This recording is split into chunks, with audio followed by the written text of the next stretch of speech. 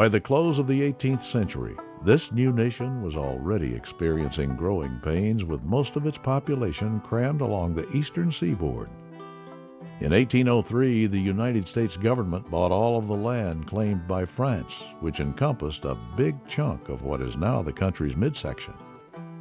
The Louisiana Purchase doubled the size of the country at the time, flinging wide the gates of westward expansion.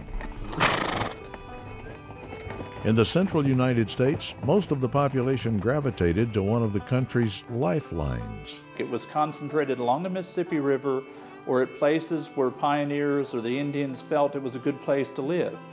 They would come in seasonally, hunt the area, then go to their towns that were in northeastern Mississippi with the goods that they hunted from this area and settle down for the wintertime. But in terms of permanent settlements in this area, they were very far and few between. In 1811, the United States of America was only 35 years old.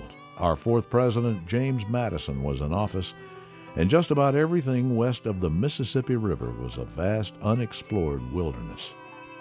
Along the mighty Mississippi, there existed only a handful of settlements. In the Missouri Territory, the towns of St. Louis and St. Genevieve, which were founded by French settlers,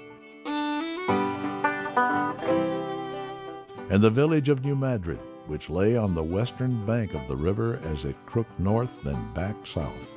New Madrid had about 200 people in it, give or take, the town itself. The pioneers themselves were a very scattered, disparate group of people in terms of from all nationalities. The French, the Spanish, the Americans, immigrants into the United States, all of them with different cultures, different ways of looking at the frontier, and different ways of dealing with the frontier at the time.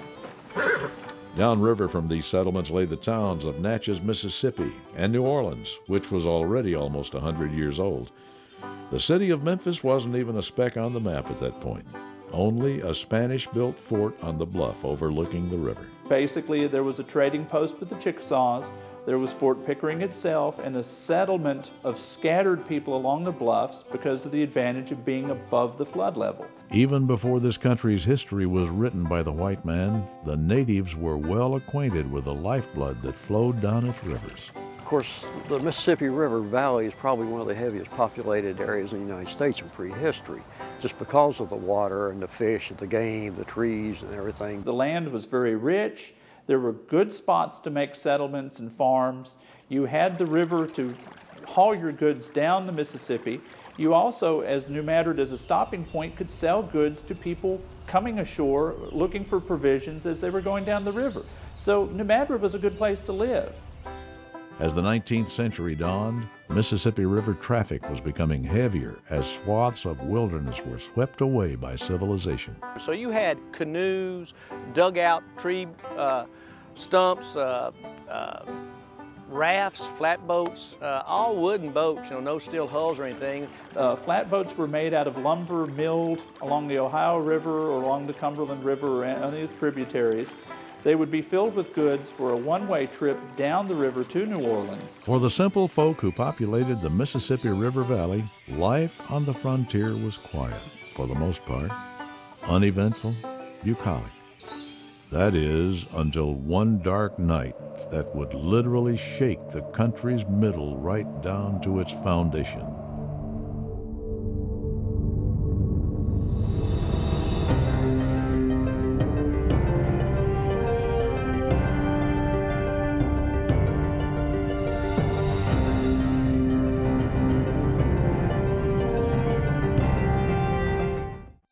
It was early morning on December 16th, witching hour some would call it, about 2 a.m., when the first violent tremor struck close to the New Madrid area, startling those on land.